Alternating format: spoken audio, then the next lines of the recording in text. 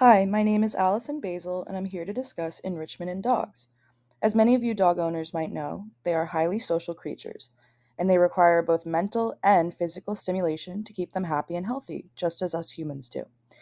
My goal is to help you understand the importance of enrichment, why your dogs might display unpleasant behaviors from a lack of enrichment, and that different dogs have different needs. I hope that I can help you build an even stronger relationship with your dog. So, what exactly is enrichment?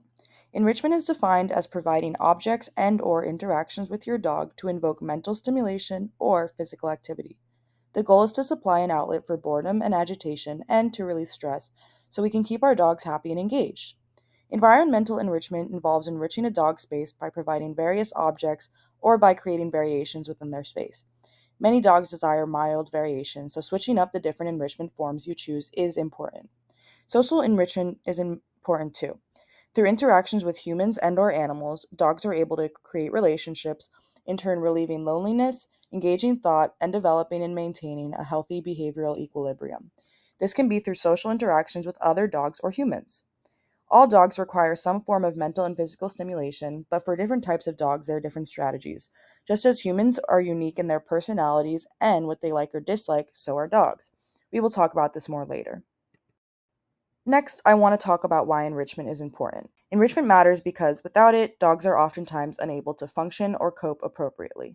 Since dogs are obligate social creatures, they do not cope well with social isolation. Being left at home all day with little to nothing to do unfortunately can lead dogs to finding their own quote unquote activity, which might seem acceptable or natural to them, but not to you.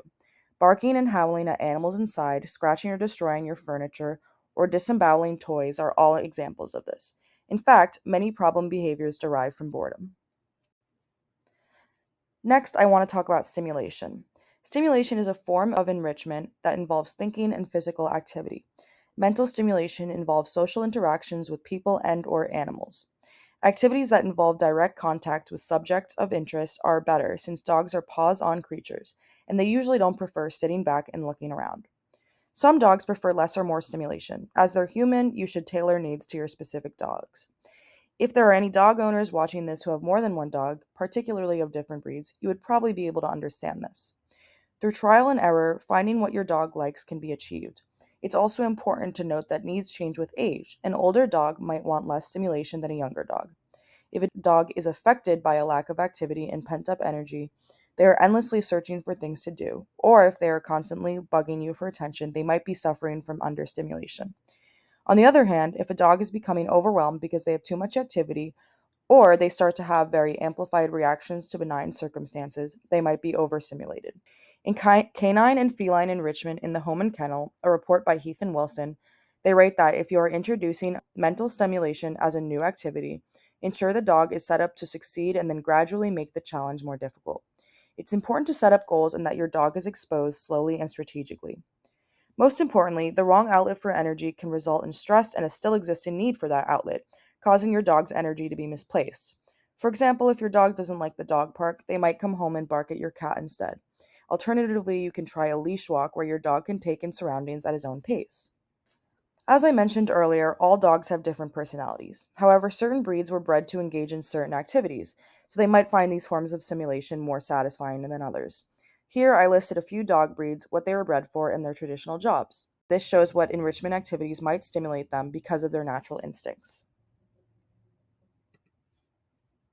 Here are some solo activities to try. The benefit of solo play for dogs is that it allows them to experiment by themselves and gives us dog owners time to ourselves while keeping our dogs occupied. Some examples of solo play are through basic toys like balls, squeaky toys, or rope toys. Get some favorites and experiment with others. Another example is through chews and food toys like rawhide, nylabone, Kong, or the treat dispensing toy. Make sure to supervise to avoid consumption of inedible objects. For stuffable toys, you can try mass fruit, canned food, small amounts of low fat and low salt peanut butter, or more. Freezing stuffed toys makes them last even longer, but be careful and cautious of allergies and medical restrictions. One study called Bulls Are Boring, Investigating Enrichment Feeding for Pet Dogs and the Perceived Benefits and Challenges by Hayes, Lloyd, and Westgarth shows that food puzzles, Kongs, chew toys, and others have perceived benefits in managing problem behaviors, increasing satiety, and reducing begging, even increasing appetite in some dogs. It's suggested that these forms of canine enrichment feeding even can help improve the prognosis of canine cognitive dysfunction syndrome and provide motivation for older dogs to move and stretch. However, if these items are inaccessible, you can also try homemade toys made from cardboard, paper, or plastic containers, but avoid toxic and inedible materials that your dog can consume or damage their teeth with. You should supervise to prevent consumption, and to prevent confusion between your things and his things, make separate dog toy boxes. You can also try games where your dog forages for treats or food. Eating in non traditional ways by scattering dry food or hiding treats in the yard, crate, or bed, toy box, etc. This can be very engaging to your dog. However, it is not for dogs who guard food from people or pets. Body language and excitement is a telltale sign if a dog likes an activity. Your dog should be relaxed and happy to interact, but not begging for attention. Signs your dog doesn't like an activity are that they are not interested, they give up quickly, avoid it, become stressed or frightened with their tail down, ears back, panting and looking around anxiously, excessively agitated, showing aggression to you or others. If they are uninterested, try tweaking the activity or doing something new. On this slide, I briefly mention activities that your dog might do and how you can replace them with beneficial activities. I'll just leave a moment here for you to read them all.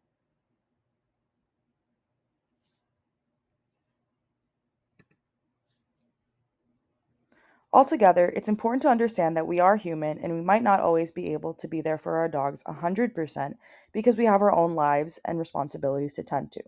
As long as you are doing your best and your dog displays positive behaviors, that's what matters. Good luck and thank you for watching.